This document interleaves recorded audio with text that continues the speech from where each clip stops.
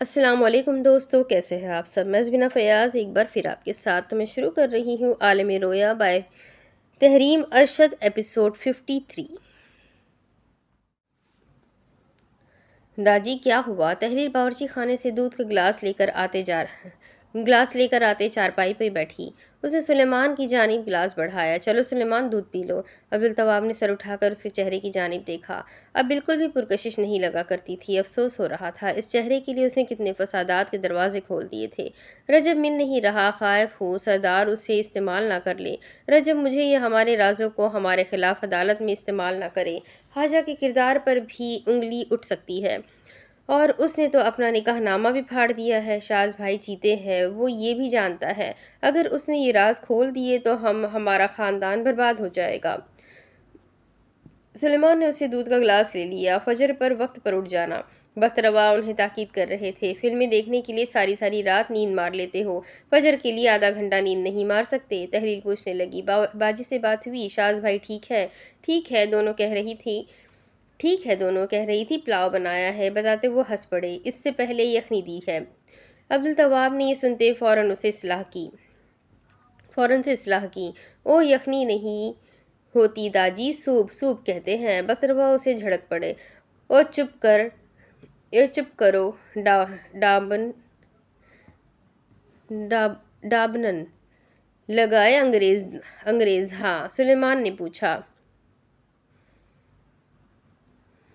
کیا کر رہے تھے بھائی؟ عبدالطواب نے چارپائی سے ٹیک لگائی۔ شاز بھائی کی زندگی کے دو ہی مقصد ہے، ایک سردار اور اپنے سسر کی زندگی عذاب بنانا، اور دوسرا بیوی سے فلرٹ کرنا۔ تحلیل کا چہرہ شرم سے سرخ ہو گیا۔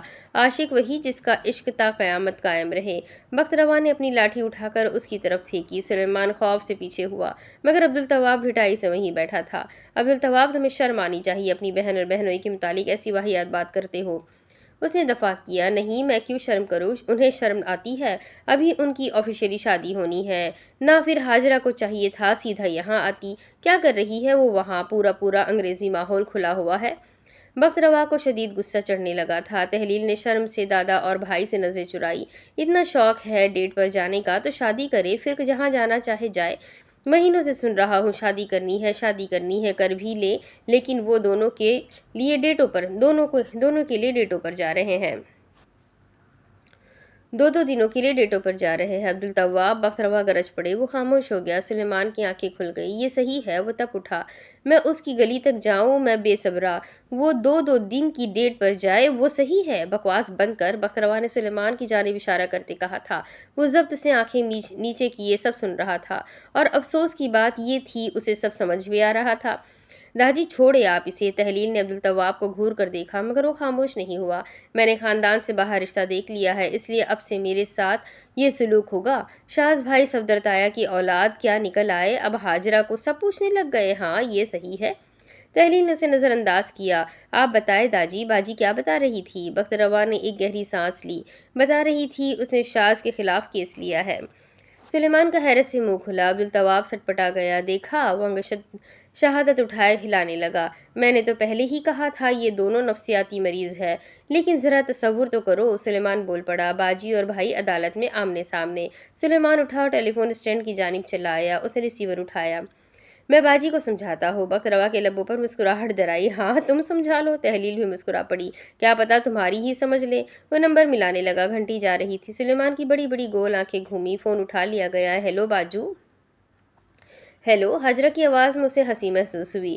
اس کے ماتھے پر بل پڑے۔ انتہائی فضول فلم ہے، تمہارے لیے آدھا گھنٹہ لگا کر ڈھونڈ کر لایا ہوں۔ شاز پیچھے سے بول رہا تھا۔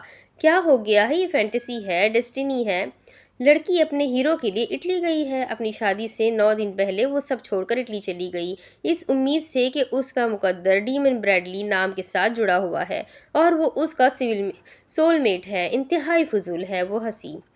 اتنا مزے کا تو ہے، جسٹ لک ایٹ رابرٹ، تمہارا اور اس کا کٹ ایک جیسا ہے۔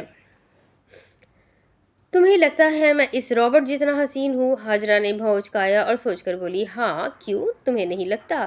اس کی ایک آنکھ بڑی ہوئی۔ جواباً اس نے مغرورانہ انداز میں کیا۔ ہاں، مجھے پتا ہے میں حسین ہوں، اور میں اس رابرٹ سے زیادہ حسین ہوں۔ وہ اب ریسیور کی جانب متوجہ ہے۔ ہاں سلیمان، کوئی ضروری بات ہے؟ فضول فضول۔ شاز ٹی وی پر لڑکا لڑکی کو روم کی گلی میں رومانوی رقص کرتا دیکھ رہا تھا۔ ابھی یہ کچھ سینز پہلے اپنے منگیتر کے ساتھ خوش تھی۔ اس نے آنکھیں میچ لی۔ انہیں ایک ہی شام میں محبت نہیں ہو سکتی۔ پاگل لڑکی کو تو کتنے سالوں سے ہے، وہ تو اس کی عمر ہو رہی تھی، اس لیے اسے شادی کرنی تھی۔ دس از انسین۔ باجی سنو، بکواس بکواس بند کرو، یہ اتنے رومانس کے بعد بتا رہا ہے کہ یہ ڈیمن نہیں۔ سلیمان کے چہرے کے زاویے بگڑ رہے تھے۔ عبدالتواب نے اسے اشارہ کیا۔ کیا ہوا؟ وہ سب کو دیکھتے بتانے لگا۔ سچ کہوں، مجھے کہیں سے نہیں لگ رہا یہ کیس لڑنے والے ہیں، ان کے مزاج تو تفریح والے لگ رہے ہیں۔ اس نے اسپیکر آن کیا۔ ہاجرہ اسے قائل کر رہی تھی، فیت کے لیے تو فینٹیسی ہے نا، اسے بچپن سے کاہن نے کہا ہوا تھا اس کی شادی ڈیمن بریڈلی سے ہوگی۔ دیکھو، ہاجرہ آنکھیں پھیلائے مسکرا کر کہنے لگی۔ بخت روا نے تحلیل کو دیکھا۔ پیٹر کتنا سچا انسان ہے، سب سچ بتا دیا اسے۔ شاز تپ اٹھا۔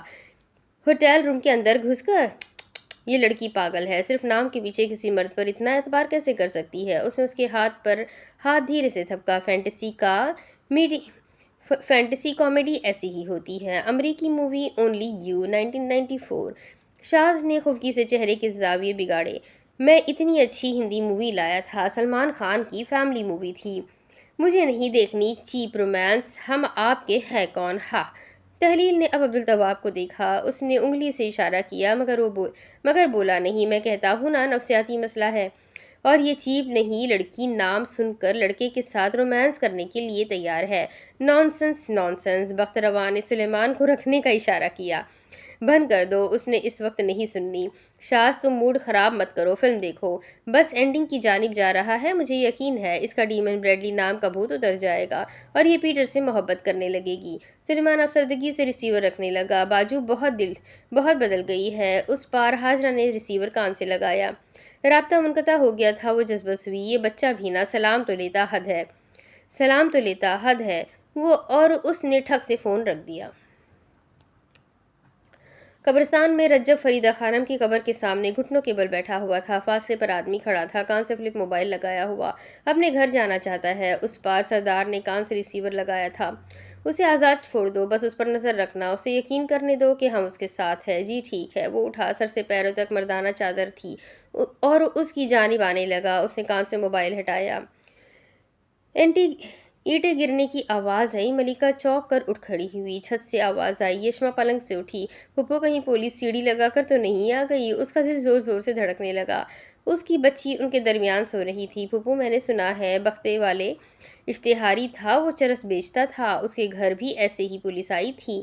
اللہ اللہ خیر۔ اس نے سینے پر ہاتھ مارا۔ وہ اضطراب میں دائیں بائیں دیکھنے لگی۔ کیا کرے؟ وہ اٹھنے لگی۔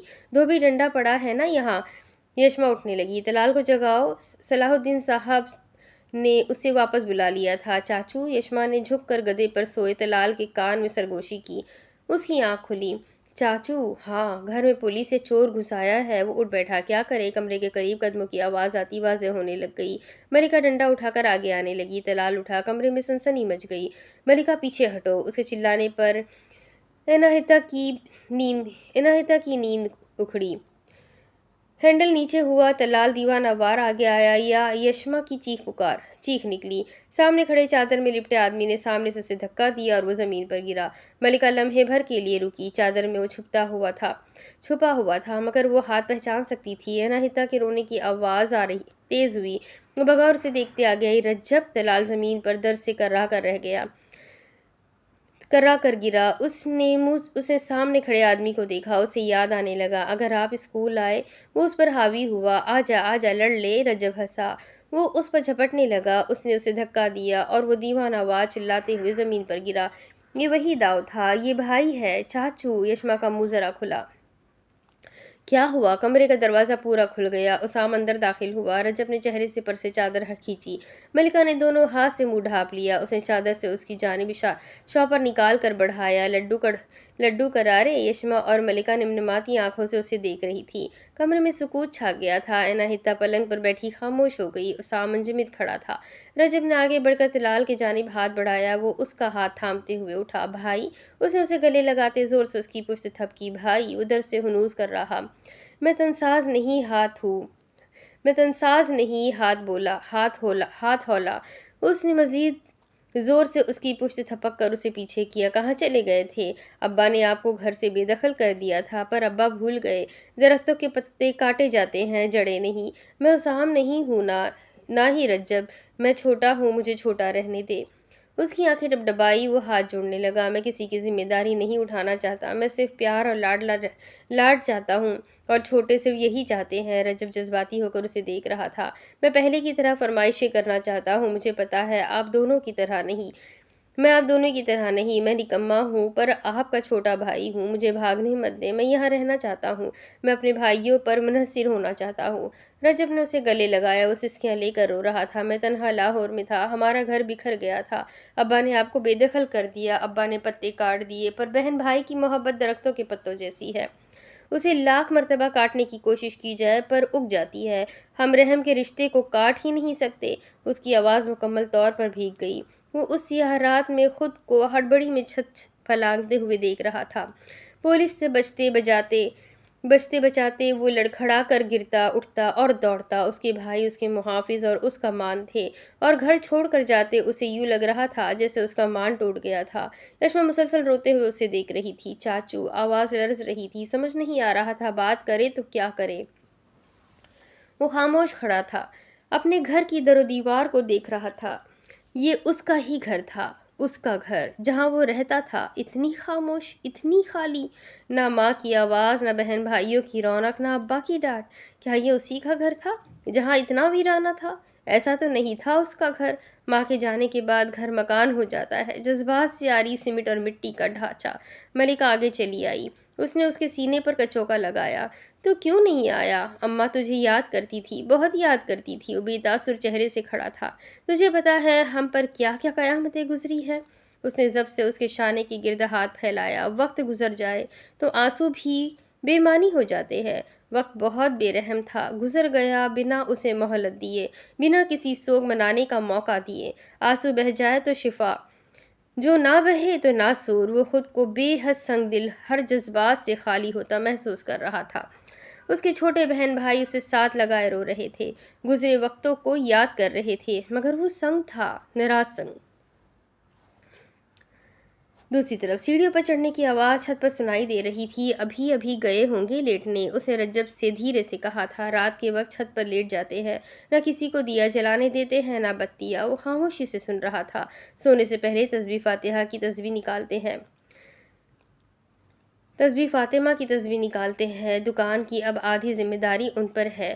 دل جیسے پشیمانی کے سبب ندامت تلے کچلا گیا تھا۔ چھت کے کمرے میں رضائی اوڑھ کر صلاح الدین صاحب لیٹے تھے۔ چاند کی روشنی میں چھت پر نظریں لگائی ہوئی تھی۔ گھر سے اسے آگ کر دیا تھا، مگر دل سے کیسے کرتے؟ دل کے 4 ٹکڑوں میں سے ایک ٹکڑا ابھی نکال کر پھینکتے تو ہر طرف سے تکلیف اٹھتی تھی۔ ہر وقت انہیں ایک ہی خیال ستاتا تھا، کہیں وہ پولیس کو مل گیا، اور اگر اسے انہوں نے گولی مار دی تو کیا ہوگا؟ وہ نظر گھما کر دیکھ رہے تھے۔ وہ ہوتا تو دیا جلاتا اور شکوہ کیے بنا رہ نہیں پاتا۔ آزادی ملے کتنے برس ہو گئے، مگر ابا کو دیے ہی جلوانے ہیں۔ چھت پر منڈیر پر چڑھ کر بیٹھتا، وہ ہارمونیکا بجاتا اور پھر وہ اسے جھڑکتے۔ صبح ہوتی تو وہ ورزش کے لیے چھت پر جاتا، جھڑکتے ہوئے وہ اسے نیچے لے کر آتے۔ ابھی ناشتہ مشکل سے کرتا تو دکان پر بیٹھنے کا لیکچر شروع ہو جاتا۔ کون سنتا تھا اس کی طرح؟ 3 لڑکوں میں سے کون تھا جو ان کے لیے حاضر رہتا تھا، جس نے کبھی بھی آگے سے ان سے منظوری نہیں کی تھی؟ کون سا بھائی تھا ایسا جو استطاعت نہ رکھنے کے باوجود بھی بہن بھائیوں کے لیے جان مارتا تھا، اپنے خرچے سے بھی ان کے لیے کھانے پینے اور ضرورت کی اشیاء لے کر آتا تھا، اور بدلے میں کیا مانگتا تھا؟ کچھ نہیں، کچھ بھی تو نہیں۔ پاس بڑی تسبیح چاندنی میں چمک رہی تھی۔ اے اللہ! ان کی جھریوں بھرے ہاتھ دعا کے لیے اٹھے۔ یوسف کو یعقوب سے ملوانے والے، مجھے میرے بچے سے ملوا دے، میں بوڑھا ہو گیا ہوں، میری ہڈیاں جواب مانگ رہی ہے، میں صبر یعقوب نہیں کر سکتا، میں گنہگار بشر ہوں، اگلی سانس کا علم نہیں۔ میرا واسطہ دعا ہے، تجھے اس اختیار دعا کا واسطہ، مجھے میرا بچہ لوٹا دے۔ فضا میں ماچس جلنے کی بدبو پھیلی، ذرا سی چنگاڑی نے روشنی کی۔ یشما، انہوں نے خفگی سے اسے پکارا تھا۔ کہا ہے تجھے میں نے، مت جلایا کر۔ دیے جلتے جا رہے تھے، چھک چھک کی آواز سنائی دے رہی تھی۔ وہ مزید خفا ہوئے۔ میں کہتا ہوں بجھا ان کو۔ وہ دہلیز پر بیٹھا تھا، اٹھ بیٹھے، اس نے گلا صاف کیا، ان کی آنکھیں کھلی۔ اماں کہتی تھی دعا مانگتے رہو، اللہ سننے والا ہے، سب سن لیتا ہے، جو حق میں ہو دے دیتا ہے، جو نہیں ہوتا وہ نہیں دیتا۔ بعض دعا میں مشقت لگتی ہے، بعض چیزوں کو کمانے کے لیے دن رات دعا مانگنی پڑتی ہے۔ میں پوچھتا تھا جب دعائیں پوری نہ ہو تو پھر کیا کرنا چاہیے؟ وہ کہتی تھی اللہ سے دل پھرنے کی دعا کرنی چاہیے۔ میں پوچھتا تھا دل پھیرنے کی بھی دعا میں ہی کروں؟ اماں ہنستی تھی، کہتی تھی ہاں وہ اس لیے کیا پتہ اللہ نے مانگی ہوئی چیز تمہاری کثرت دعا میں رکھی ہو۔ صلاح الدین صاحب نے کرب سے آنکھیں مون لی۔ میں کہتا تھا روز روز مانگنے سے جان جاتی ہے، روز دل دکھتا ہے، نا امیدی ہوتی ہے۔ اماں کہتی تھی بڑے بڑے خوابوں کی تکمیل میں چھوٹے چھوٹے خوابوں کو پیچھے چھوڑنا ہوتا ہے۔ اللہ جب کثرت دعا کے بعد کچھ دیتا ہے بہت بڑا دیتا ہے۔ اللہ نے ابراہیم علیہ السلام کی دعا سنی، دعا کئی برسوں بعد سنی اور انہیں محمد دیے۔ جو دعا جتنی تاخیر سے پوری ہوتی ہے وہ اتنی میٹھی ہوتی ہے۔ میں کہتا تھا اماں ابراہیم تو حیات ہی نہیں تھے جب ان کی دعا سنی گئی تھی۔ ایک مرتبہ اماں نے کہا انہوں نے خیر کے لیے محمد کو مانگا، اللہ نے انہیں خیر دے دی۔ تم کس چیز کی دعا مانگتے ہو؟ خیر کی؟ محض دنیا کی، پیسے کی یا کسی شخص کی؟ میں نے کہا اس میں ایسا کیا تھا جس میں خیر نہیں؟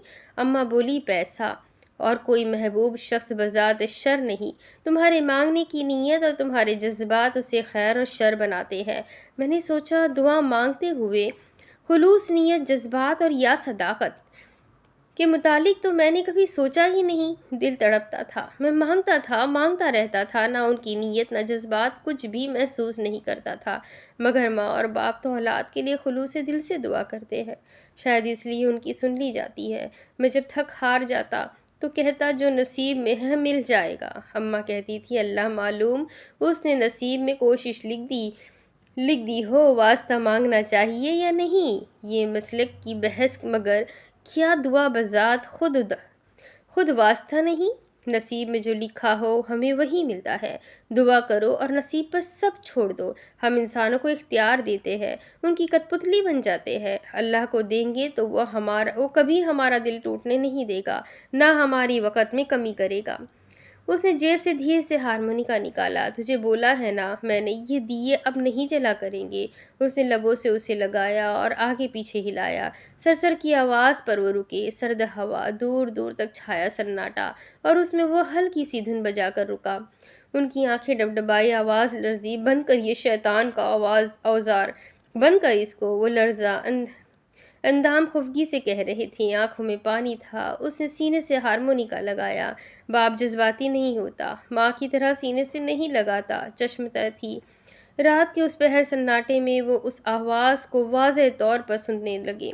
مجھے تاریخ پڑھنا اچھا لگتا ہے، اس لیے تاریخ کا حوالہ دیتا ہوں۔ تاریخ سے ثابت ہے باپ سختی دکھاتا ہے، نصیحت کرتا ہے۔ باپ کو وہی اولاد سب سے زیادہ پیاری ہوتی ہے جو اس کی جانشینی کرتی ہے۔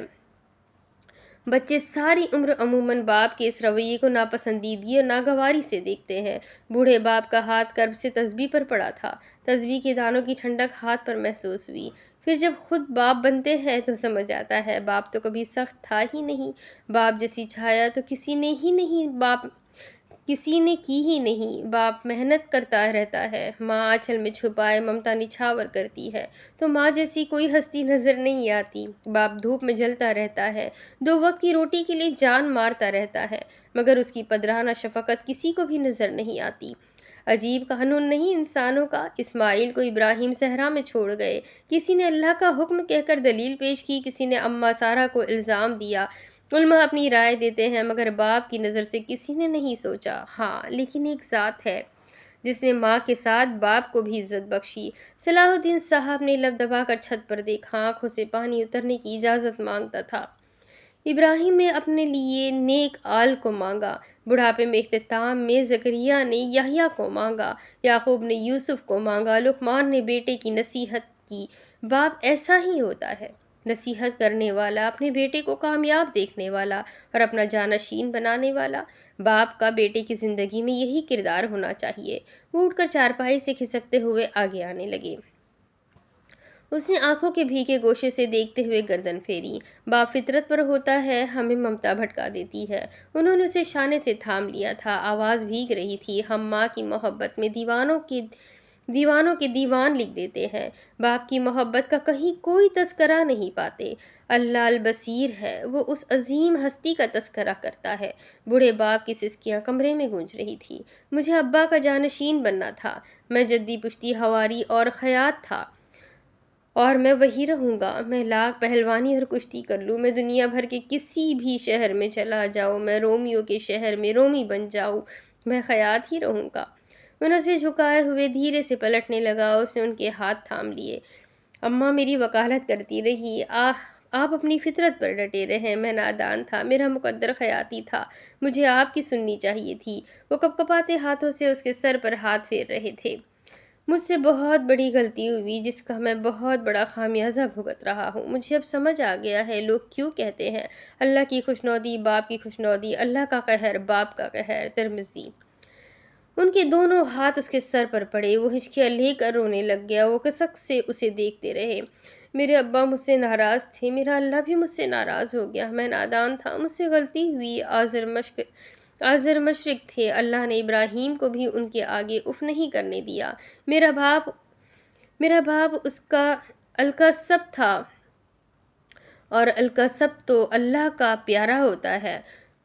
میں نے حبیب اللہ کا دل دکھایا، اللہ مجھے سزا کیسے نہ دیتا، مجھے معاف کر دے، مجھے معاف کر دے۔ یشما سیڑھیوں میں بیٹھی منہ پر ہاتھ رکھے سسک سسک کر رو رہی تھی، مجھے معاف کر دے۔ وہ سر ان کے سامنے جھکائے بیٹھا بلک بلک کر رو رہا تھا۔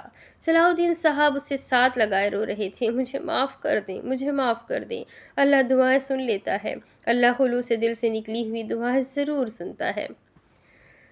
سورج کی کرنیں بعد نسیم سنگ گھر میں داخل ہوئی، ہوا کمرے کا رخ کرتے یہاں سے وہاں، وہاں سے یہاں جا رہی تھی۔ سرد خنک دھوپ کا ہیولا گھر میں اتر رہا تھا۔ شاز کی آنکھیں دھیرے دھیرے کھلی، اس کی پیشانی پکڑ کر سر گھما کر خود کو صوفے پر دیکھا۔ اوپر کمبل تھا، اس نے گردن جھکا کر دیکھا، سر کے نیچے تکیا۔ کنکھیوں سے اس نے باہر کا منظر دیکھا اور لاؤنج میں نگاہیں واپس آئی۔ پہلی نظر وی سی آر اور پھر اوپر دیکھتے ٹی وی پر گئی۔ اس نے بیزاری سے آنکھیں میچ لی، اتنی بکواس فلم۔ وہ رات کا منظر یاد کر رہا تھا۔ شاید اسکرین پر لڑکا لڑکی کی ڈیٹ کا منظر چلتا دیکھ رہا تھا۔ ہاجرہ کی آواز میں ایک چہک بھری ہلکی چیخ اسے سنائی دی، دیکھو! اسکرین پر رابرٹ دوربین سے اداکارہ کو دیکھ رہا تھا۔ وہ نظر رکھ رہا ہے، بکواس ہے یہ، وہ صوفے سے ٹیک لگائے کہہ رہا تھا۔ جب اسے اس سے محبت ہے تو وہ اپنی محبوبہ کو کسی کے ساتھ ڈیٹ پر کیسے جانے دے سکتا ہے؟ یہی تو فلم ہے، ایسی محبت کی داستان جو ستاروں میں لکھی ہے۔ وہ چلتے منظر کو دیکھتے کہہ رہی تھی، دیکھو کیا کہا ہے اطالوی آدمی نے پیٹر سے۔ چند لمحوں بعد وہ دک ہوئے ٹیلی ویژن اسکرین کی جانب دیکھتا اور پھر گاہے بگاہے سے ہاجرہ کو تو لبوں پر تبسم آ جاتا۔ گمان ہوتا تھا وہ اس فلم سے بے حد لطف اٹھا رہی تھی۔ تو یہ نقلی ڈیمن تھا، دیکھو! وہ اسے احساس دلانا چاہتا تھا کہ اس نے جھوٹ کہا، پر وہ عورتوں کا رسیا نہیں، وہ واقعی اس سے محبت کرتا ہے۔ اس نے اسے دیکھا، وہ خرمی سے اس کا چہرہ سامنے موڑنے لگی۔ سامنے دیکھو، وہاں چل رہی ہے فلم۔ حال میں اس نے کراہت سے نفی میں سر ہلایا اور پھر تبصرہ کیا، بہت گھٹیا مووی تھی، ایک شام میں محبت ہو گئی، ایک نام کے پیچھے لڑکی اٹلی چلی گئی اور نام سنتے رومانس کرنے لگی۔ اس کے ماتھے پر بل پڑے۔ انگلستان جا کر ہاجرہ کو ہو کیا گیا ہے؟ ہیل کی ٹک ٹک کی آواز سنائی دی۔ ہاجرہ اسٹرائپ پینٹ، لائننگ والا ٹراؤزر پر ریپ ٹاپ، سامنے سے گرہ لگا کر بندھی ہوئی شرٹ میں ملبوس اندر چلی آئی۔ اس نے سیاہ کوٹ صوفے پر پھینکا، ہاتھ میں سفید لیدر کا چمکتا پرس دکھائی دیا، بالوں میں نیچے سے موٹے موٹے کرل ڈلے تھے، چھک چھک کی آواز، ہاتھ میں اس کے شاپر تھے۔ شاز نے ماتھے پر بل گرا، یہ خریداری کرنے گئی تھی پاکستان میں؟ اس طرح اسے غصہ آیا۔ یہ وہی ہے جو کہتی تھی یہاں مال نہیں کھلے، بازاروں میں بہت بدتمیزی ہوتی ہے۔ جب سے اس نے آنکھیں موند لی، کتنے لوگوں نے اسے ایسے دیکھا ہوگا، اسے کیوں سمجھ نہیں آتا کیوں؟ اس نے شاپر پر رکھتے شاز کو دیکھا اور خوشگواریت سے بولی، گڈ مارننگ ایڈوکیٹ صاحب۔ وہ اس کی جانب چلی آئی، وہ خالی چہرے سے اسے دیکھ رہا تھا۔ وہ صوفے پر اس کے پاس بیٹھنے لگی۔ اس نے بغور اس کے سامنے سے شرٹ کی بڑی سی باب گرہ کو دیکھا تو رخ پھیر لیا۔ آج مجھے کوہ نور سے ملنے جانا ہے، تو عبدالتواب نے کہا تھا خالی ہاتھ مت جانا۔ جواباً وہ کچھ نہیں بولا، چہرے پر ناگواری کے آثار واضح تھے، وہ اسے ہی دیکھ رہی تھی۔ میں تمہارے لیے بھی کپڑے لائی ہوں، یہ کہتے ہوئے اس نے تصور کرتے ہوئے ہوا میں انگلیاں ہلائی، بالکل رابرٹ جیسے۔ شاز نے لب دبا لیے اور تھوڑی تلے جھریاں پڑنے لگی۔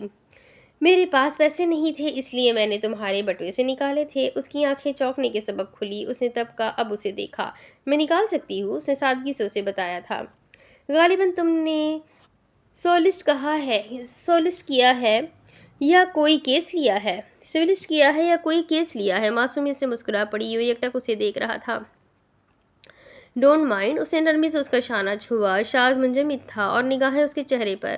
لندن میں مسلمانوں کی اقلیت درس و تدریس کا سلسلہ کیا کرتی تھی۔ کبھی کبھی وہاں اسکالر آتے تھے۔ میں نے مسئلہ سنا تھا، بیوی ضرورت کے تحت شوہر کے بٹوے سے پیسے نکال سکتی ہے۔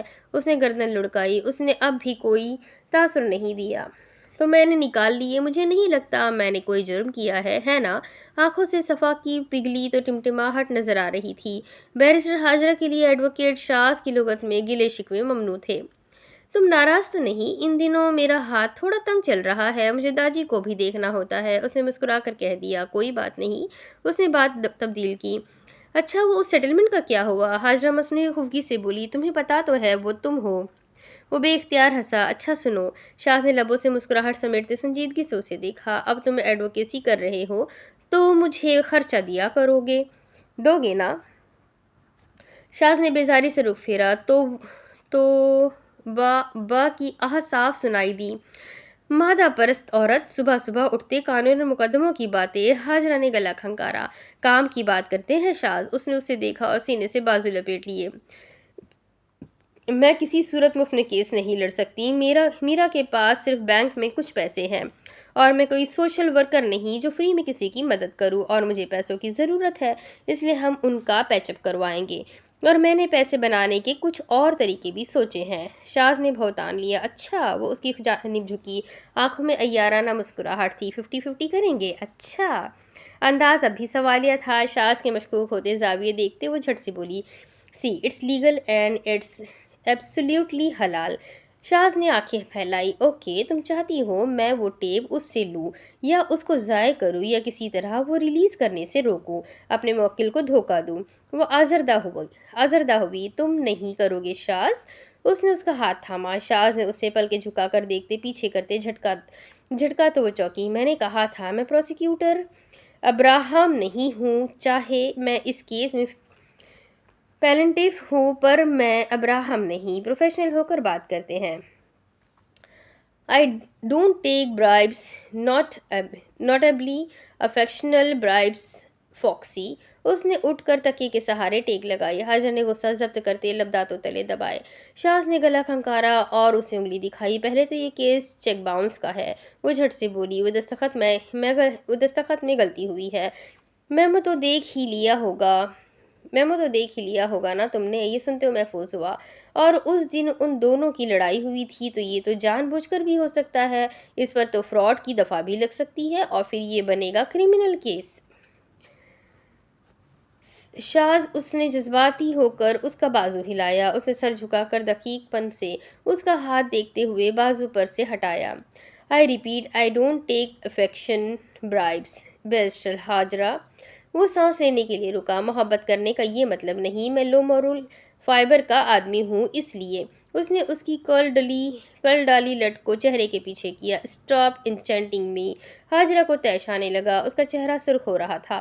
شاز اس کے چہرے کو بغور پڑھتے ہوئے کہنے لگا، تم نے جذبات میں آ کر یہ کیس لیا ہے، تم نے اس کیس کو انا کا معاملہ بنایا، ورنہ تم ایسے کیسز کبھی نہیں لیتی۔ وہ اپنے تاثرات چھپا رہی تھی، کیونکہ چیک باؤنس کے کیس میں ڈیفنس کے جیتنے کے چانسز بہت کم ہوتے ہیں۔ میں ایک ایک پائی کا حساب لوں گا تمہاری موکلہ سے۔ پائی؟ اس نے ماتھے پر بل ڈالے، اس نے اس بات میں سر ہلایا، پائی تمہاری برطانوی ٹی ٹائم پائی نہیں، پیسوں والے پائی۔ شاہ میر بتاتے تھے پہلے زمانے میں 1 روپے میں 16 آنے ہوتے تھے، 1 آنے میں 4 پیسے اور 1 پیسے میں 3 پائی، اس طرح پائی ایک نہایت کم قیمت سکہ ہوتا ہے۔ اس نے سختی سے اسے انگلی دکھائی، شاز دیکھو، سیٹلمنٹ کرتے ہیں، نہیں تو میں اس پر ہراسمنٹ کا الزام بھی لگوا سکتی ہوں۔ تم سے یہی امید تھی مجھے؟ اس نے افسوس کیا، ہم ان کا پیچ اپ کرواتے ہیں نا شاز۔ وہ 2 ٹوک بات کرنے لگی، وہ واپس آنے کے لیے تیار ہے، بس وہ ٹیپ کی جان چھوڑ دے۔ تم میرے لیے انتقام چھوڑ سکتے ہو؟ وہ نہیں چھوڑ سکتا۔ پھانسی اور بیوی اپنی اپنی قسمت سے ملتی ہے۔ تم میری بیوی ہو، وہ اس کی گرل فرینڈ ہے۔ میں نے اپنی زندگی برباد کر لی ہے، لیکن اس کی ابھی نہیں ہوئی۔ شاز، وہ چیخ پڑی۔ وہ سادگی سے اسے دیکھ رہا تھا۔ اس نے ضبط سے کہا، ہاں، زندگی برباد؟ اس سے اب ضبط نہیں ہو رہا تھا۔ وہ انگریزی میں بڑبڑا رہی تھی، دس چیکی مین آرگ، یہ گستاخ آدمی آرگ۔ شاز نے تھوڑی اٹھا کر اسے دیکھا۔ ہاں، پتہ ہے، تم بالکل برطانوی شہری کی طرح بات کرتی ہو۔ اس نے ایک گہری سانس لی اور پھر اسے دیکھتے متانت سے کہنے لگی، مجھے پیسوں کی ضرورت ہے شاز، مجھے تمہاری اماں کا پتہ کروانے کے لیے رحمت کو پیسے دینے ہیں۔ میری اماں کو اپنی غلیل کا نشانہ مت بناؤ۔ اسے برا لگا تھا۔ مجھے پتا ہے تم زیادہ ضرورت پڑنے پر لندن سے پیسے منگواتی ہو۔ اس نے جذباتی ہو کر دفاع کیا، وہ میری سیونگز ہے، کبھی ہمیں مشکل حالات میں یہاں سے نکلنا پڑا تو اسے ہم تب استعمال کریں گے۔ اس نے حاجرہ کا گال چھو کر پکڑتے افسوس کیا، بغور اس کا چہرہ دیکھ رہا تھا۔ حاجرہ گھور کر اسے دیکھ رہی تھی۔ جتنی حسین اتنی مکار، بالکل ٹھیک نام دیا ہے میں نے تمہیں، فاکسی۔ اس نے اس کے چہرے سے ہاتھ ہٹا لیا۔ کتنے لوگوں کو ایسے بیوقوف بنا چکی ہو؟ اس نے اس سے نظریں چرائی۔ وہ خفگی سے اس کے چہرے پر نظریں واپس لائی۔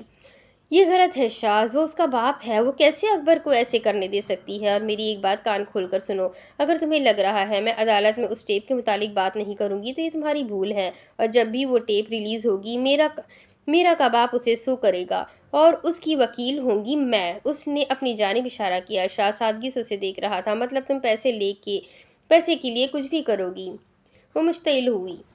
آف کورس میں کروں گی، اور کچھ بھی سے کیا مراد ہے؟ یہ قانونی طور پر جائز ہے۔ اگر یہ پیچ اپ نہ ہوا تو پیسہ بنانے کی میرے پاس زیادہ آپشنز ہے، لیکن میں دو محبت کرنے والوں کا تماشا نہیں بنانا چاہتی جیسے ہم۔ شاز کے لبوں پر مزہ دیتی مسکراہٹ آئی۔ حاجرہ نے نظر انداز کرتے اس کے سینے پر انگلی سے کچوکا لگایا۔ Be professional. شاز نے سر کو خم دیا۔ اوکے۔ اس نے ایک گہری سانس لی اور کہنے لگا، میں عدالت میں یہ ثابت کر سکتا ہوں اپنے باپ کو چھوڑ کر آئی ہے تو وہ یہ بھی کر سکتی ہے۔ حاجرہ سٹپٹائی۔ وہ چھوڑ کر نہیں آئی، وہ بس اس کی دوست تھی۔ وہ دلیل دینے لگا، میرے پاس ان کی اوقات تفریح کی تصویریں ہیں، بالکل ہمارے جیسی۔ Shaz, how can you do this? اس کے ضبط کا پیمانہ لبریز تھا۔ میں یہ ثابت کر سکتا ہوں، اس کے والد سے اس کی ماں کی طلاق کے بعد باپ بیٹی کے درمیان اختلافات تھے، اور تمہاری موکلہ نے میرے موکل سے شادی کے وعدے کر کے اسے آسمان پر چڑھایا اور اس کے والد کی بربادی کو سیڑھی بنا کر اپنے والد کے خلاف لڑنے پر مجبور کیا۔ حاجرہ کا حیرت سے منہ کھلا۔ دس از گروسلی ٹش۔ وہ میرا سے شادی کرنا چاہتا تھا، پر وہ نہیں مانی تو ان کا اختلاف ہو گیا۔ اس نے مذمت کی، وہ ایک بیٹی ہے اور ایک بیٹی ہرگز ایسا نہیں کر سکتی۔ یہ کیس فیملی کورٹ میں نہیں ہوگا جہاں موکل کی جذباتی باتوں پر یقین کر لیا جائے گا۔ یہ دیوانی عدالت کا کیس ہے اور پیسوں کا معاملہ ہے، یہاں تو جیتنے کے لیے حلف اٹھانا پڑے گا۔ اس نے چہرہ حاجرہ کی قریب کیا۔ بولو، کروا سکتی ہو تم یہ؟ حاجرہ کا سانس لینا مشکل ہو رہا تھا۔ شاز، شاز، تم اتنی عیاری کیسے کر سکتے ہو؟ وہ اس کا دونوں ہاتھوں سے چہرہ تھامے ہجویہ انداز میں کہنے لگا، تمہارے مقابلے تو پاؤ بھی نہیں ہیں میری پورسلین گڈی۔ حاجرہ چڑ گئی۔ اس نے اس کے ہاتھ سے چہرے سے ہٹائے۔ ہٹاؤ۔ چنانچہ ثابت ہوا تھا وہ حاجرہ کے مقابلے کا لائر تھا۔ شاز صفدر ایک بہت اچھا پیلیٹیو اور پروسیکیوشن مٹیریل وکیل تھا۔ غصے اور تعصب کی کیفیت میں بڑبڑانے لگی، What a load of poppycock! I have never heard such utter tosh in my entire life. وہ مضحکہ خیز نظر سے اسے جھنجھول ہوا دیکھ رہا تھا۔ تم کل میرے تجربے کی بات کر رہی تھی، حاجرہ نے غصے سے اس کا گریبان پکڑ لیا۔ دیکھو شاز، میں آج تک ایک بھی کیس نہیں ہاری۔ اس نے اپنے گریبان پر اس کی گرفت دیکھی۔ تم دیکھو میں یہ کیس اپنی مرضی سے کیسے سیٹل کروں گی، تمہارا موکل مجبور ہو جائے گا اس کیسٹ کو خود اپنے ہاتھوں سے برباد کرنے پر۔ یاد رکھنا، میں آج تک ایک کیس نہیں ہاری۔ اس نے آہستگی سے اس کا ہاتھ تھام کر اس کے چہرے پر نگاہیں کرتے پیچھے کیا اور چبا چبا کر بولا، میں بھی نہیں ہارا۔ ہاں، حاجرہ نے جھنجھلاہٹ سے سر جھٹک کر چیخی۔ چند لمحوں بعد اس نے دکھ سے اسے دیکھا۔ تمہیں شرم آنی چاہیے شاز، تم ایک عورت کے ساتھ ایسا کیسے کر سکتے ہو؟ مجھے یقین نہیں آ رہا تم شاز ہو، اس نے پوچھا۔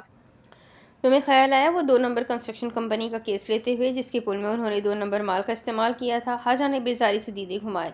اس ملک میں کون سا ایسا پروجیکٹ ہے جس میں 1 نمبر چیز ہوتی ہے؟ آئے دن سڑکوں میں کھڈے پڑ جاتے ہیں، 10 منٹ بارش ہو پاکستان غریبوں کا ڈینس بن جاتا ہے، پاکستان غریبوں کا وینس بن جاتا ہے، اور تو اور ٹرانسفارمر جلنا تو لازم و ملزوم ہو گیا ہے۔ مجھے یہ بتاؤ اس ملک میں 1 نمبر ہے کہاں؟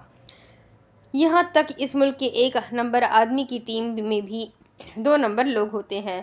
ملک میں زراعت کے بعد اگر کسی چیز پر پیسہ لگایا جاتا ہے تو وہ ہے کنسٹرکشن، جن کے ذریعے شہر کا فزیکل انفراسٹرکچر وجود میں آتا ہے۔ آدھی عوام کو بجلی کے محکمے سے شکایت ہے، سڑکوں کی خستہ حالی پر شکایت ہے، کسی کو ریلوے نظام سے شکایت ہے، کسی کو آبی نظام سے۔ کسی نے اس طرف آنا ہی نہیں کہ بارش پڑنے کے بعد بجلی کیوں بند ہو جاتی ہے۔ آئے دن بارش کے بعد کھمبوں سے لگ کر لوگ کیوں انتقال کر جاتے ہیں، گلیوں اور سڑکوں پر پانی کیوں کھڑا ہو جاتا ہے۔ بجلی کا محکمہ کیا کرے جب انفراسٹرکچر ہی ٹھیک نہیں ہوگا، اور جب تک پانی گلیوں اور سڑکوں سے نہیں جائے گا۔ وہ سانس لینے کے لیے رکی۔ حکومت ہم سے ٹیکس لے کر ہم سے ہمارے حالات بہتر بنانے کا وعدہ کرتی ہے، دوسری جانب وہ کنسٹرکٹرز کو پروجیکٹ دینے سے پہلے اس کی مانگ کم بجٹ رکھتی ہے، اور سونے پر سہاگا تب جب کنسٹرکٹرز کم بجٹ دکھا کر بھی اس میں سے بھی اپنا حصہ بٹور لیتے ہیں اور حکومت کو پیپرز پر 1 نمبر مال شو کرواتے ہیں۔ کہیں کہیں تو یہ حال ہے۔ قائد پارٹی کے ممبران بھی کنسٹرکٹرز کے ساتھ ملوث ہوتے ہیں۔ سڑکوں کی حالت کی بات کی جائے تو یہاں سڑکوں پر ایک ہی لین میں گاڑی دائیں جانب سے بھی آ رہی ہوتی ہے اور بائیں جانب سے بھی، تبھی دوسرے ملکوں کی نسبت یہاں سڑک حادثوں کے زیادہ امکان ہوتے ہیں۔ اس ملک میں بعض شہروں میں تو اسپیڈ بریکر اور سلو اسپیڈ بورڈ تک کا کوئی تصور ہی نہیں۔ شاز نے طمانینت سے اسے دیکھ کر کہا، شکر ہے تم نے اپنے چہرے سے یہ حب الوطنی کا مکھوٹا تو اتارا۔ حاجہ کی آنکھیں خفگی سے پھیل گئی۔ شاز، اس کمپنی نے اس سے زیادہ گھٹیا مال سے اور اتنی بلڈنگز تیار کی ہیں، میں نے ایکسپرٹ سے مشورہ کیا تھا، صاف صاف واضح ہوتا ہے وہ برج 2 نمبر مال کی وجہ سے نہیں ٹوٹا تھا۔ ایسے ملتے جلتے کیس باہر کے ممالک میں بھی ہو چکے ہیں، اور وہ تو 1 نمبر مال سے تیار ہوئے تھے۔ میں عیار ہوں پر گھٹیا نہیں۔ جو قاتلوں کا دفاع کرے وہ تو پھر سو کی تعداد میں لوگ تھے، اور اگر تمہیں میری چوائس آف کیس اتنی بری لگتی ہے نا تو بیٹھ جاؤ پروسیکیوشن ایجنسی میں۔ بڑے بننے آئے سچے، اور تم نہ تھوڑی حیا کرو، عدالت میں ایک خاتون کی عزت کی دھجیاں اڑانے جا رہے ہو۔ شاہ سنجیدہ ہو گیا، تو کیا عزت مرد کی نہیں ہوتی؟ حاجہ نے چپ سادھ لی۔ وہ دونوں ایک دوسرے سے نہیں جیت سکتے تھے۔ دونوں خاموش ہو گئے، تصور کر رہے تھے گھر میں بحث اور قدر سنجیدہ ہو گئی تھی تو کورٹ میں کیا ہوتا۔ ان دونوں نے رخ پھیر لیا۔ شاز نے کنکھیوں سے اسے دیکھا۔ حاجہ نے نظریں ترچھائی۔ وعدہ کرو آئندہ اتنی مطلبی نہیں ہوگی۔ وہ ٹھیک کہتا تھا، اس کا دھندا گندا تھا، پر اس میں اخلاقی عنصر تھا۔ پہلے تم وعدہ کرو تم مجھے میری فیس لے کر دو گے۔ شاز نے برق کی مانند گردن پھیری۔ وہ ابھی تک اپنی بات پر قائم تھی۔ اس نے ایک گہری سانس لے کر تمہید باندھی۔ I am not ashamed of being mean. The very moment I became mean for this world, when I thought I deserved the best. الماس آنکھیں ذرا پھیل کر باہر آئی۔ وہ سرگوشی کرتے بولی، Sometimes you have to be mean, otherwise this world will gobble you up. وہ ٹھہری۔ مجھے پتا ہے اعتدال زندگی کا حسن ہے، لیکن اسے قائم رکھنا بہت مشکل ہے۔ چیزیں جتنی زیادہ ہو اتنی کم ہوتی ہے، اور ایک نہ ایک دن انہیں ختم ہونا ہوتا ہے۔ مجھے عزت کے ساتھ پیسہ چاہیے، and this is my golden chance. Shaz نے ایک سرد آہ بھری۔ میں تم سے بہت محبت کرتا ہوں، پر یہاں تم غلط ہو۔ جواباً وہ تراری سے بولی، No I am not. وہ اب اس کیس کے لیے اپنا رشتہ خراب نہیں کرنا چاہتا تھا۔ اس نے کچھ سوچتے ہوئے نگاہیں پھیری۔ حاجرہ ہاں سننے کے لیے بےتاب اسے دیکھ رہی تھی۔ شاز کچھ کہنے لگا۔ حاجہ نے آنکھیں پھیلائی۔ یہ پہلا اور آخری کیس ہے جس کا پلینٹف میں اور ڈیفنس تم ہو۔ حاجہ نے دھیرے سے سر کو خم دیا۔ اوکے۔ شاز نے لب دبا کر کھولے۔ تم چاہتی ہو میں اسے یہ یقین دلاؤں کہ یہ ٹیپ ریلیز کرنے سے نقصان اس کا ہوگا، اور اگر معاملہ کورٹ تک گیا تو میرا خاموش نہیں رہے گی۔ اس نے ہنوز آنکھیں پھیلائے سر ہلایا۔ شاہ نے شاز نے اسے انگلی دکھائی۔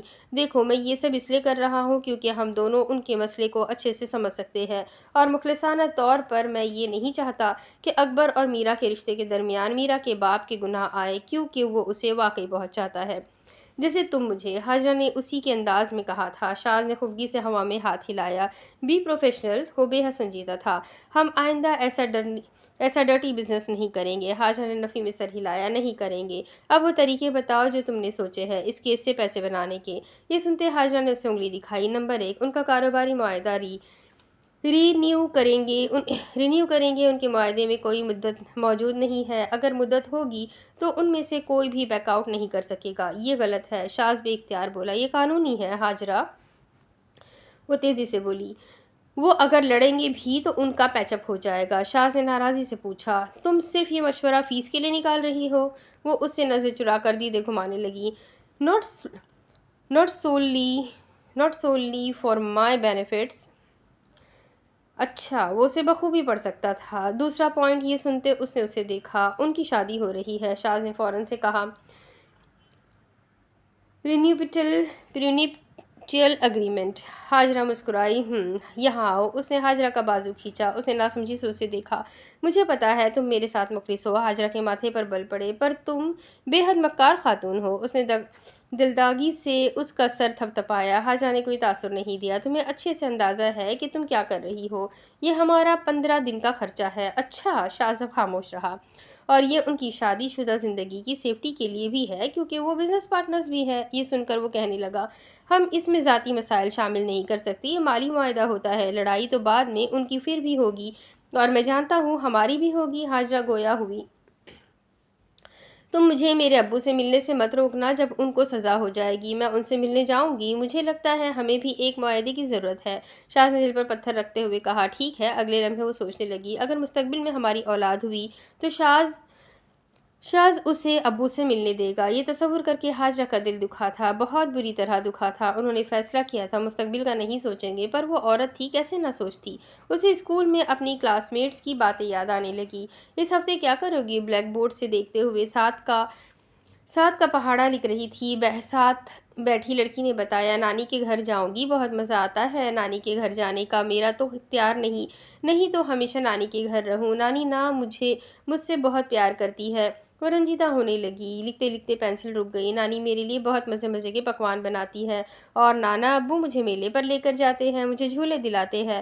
اس نے ضبط کرتے پینسل پکڑے رکھی اور لکھنے لگی، نانا ابو مجھے کھلونے بھی لے کر دیتے ہیں۔ اس سے ضبط نہیں ہو رہا تھا، اسے حسد ہو رہی تھی۔ اس نے پینسل کو کاپی پر دبایا۔ اس کے لب بھیجنے لگے، اور رات کو واپسی پر کھوئے والی کلفی کھلاتے تھے۔ جب میں واپس آتی ہوں تو نانی ہمیشہ مجھے اپنی طرف سے تحفے بھی دیتی ہے۔ اس نے زور سے پینسل دبائی اور سکہ ٹوٹ گیا۔ ٹھک۔ حال میں شاز نے اس کا بازو ہلایا۔ حاجرہ، اس کی جھکی ہوئی بت کی نگاہیں نارمل ہوئی۔ ہاں۔ اس نے اس بات میں سر ہلایا۔ شاز اس کا جائزہ لینے لگا۔ میں سوچ رہی ہوں۔ اس نے بھوं کھجایا، پھر اس کی آنکھوں میں دیکھا۔ سلیمان کا الفت کے ساتھ رہنا ٹھیک ہے، اس نے صاف گوئی سے کہا۔ تم اس سے اڈاپٹ کرنے کی خواہش رکھتی ہو؟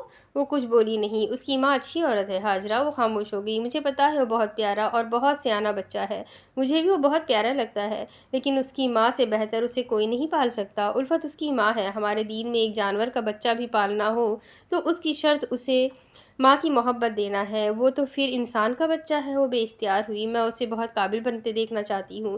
وہ تم ایسے بھی بنا سکتی ہو؟ حاجرہ نے بے رخی سے چہرہ موڑا۔ شاز نے اس کا ہاتھ گرفت میں لیا۔ میرے لیے مشکلات مت بڑھانا، میں اس کی ماں سے سودا کر چکا ہوں۔ وہ فوراً سے کہنے لگی، ہم اسے انگلستان لے جائیں گے، وہاں جا کر اس کی زندگی بدل جائے گی، وہ ہم دونوں کے ساتھ رہے گا، اسے ہم دونوں کی توجہ ملے گی، اور تمہیں بھی تو شاہ نواز نے پالا تھا نا، اس میں غلط کیا ہے؟ شاہ شدید سنگین انداز میں کہنے لگا، وہ کوئی فیشن پروڈکٹ نہیں ہے جسے تمہاری کلیکشن کی طرح تمہاری زندگی میں بآسانی شامل کر لیا جائے گا۔ وہ چھوٹا بچہ ہے، اسے اپنی ضد مت بناؤ۔ حاجرہ کچھ بولی نہیں، مگر وہ اس کے بے تاثر چہرے کو دیکھ رہا تھا۔ اس کی توجہ جس چیز پر آ جاتی تھی وہ اسے حاصل کر کے رہتی تھی۔ اس نے سلیمان کو پالنے کا ارادہ کر لیا تھا، تو اب اس سے دستبردار صرف وہ خود یا سلیمان کر سکتا تھا۔ وہ اٹھنے لگی۔ میں تیار ہو جاؤں؟ مجھے جانا ہے۔ شاز اسے جاتے ہوئے دیکھ رہا تھا۔ میں کسی صورت الفت کو سلیمان کے ساتھ نہیں رہنے دوں گی۔ سلیمان ہمارا بچہ ہے، وہ ہمارے ساتھ رہے گا۔ سنو، شاز کی پکار پر وہ رکی۔ اس نے اسے دیکھا۔ ہاں، وہ ہدایت کرنے لگا۔ اچھے سے بات کرنا، ان سے یاد رہے، انہیں قطعاً اس چیز کا احساس نہ ہو ہمارے اور ان کے درمیان اسٹیٹس کا فرق ہے۔ اختتام پر وہ مسکرایا۔ جواباً وہ بھی مسکرا دی۔ ٹھیک، آج تو مجھے میرے بھائی کو استعمال کرنے پر کوہ نور کو بھی سبق سکھانا ہے۔ شاز کی مشکوک اور تنقیدی نگاہیں اسی پر تھی۔ وہ اٹھنے لگا۔ میرے بغیر وہاں کچھ نہیں ہو سکتا۔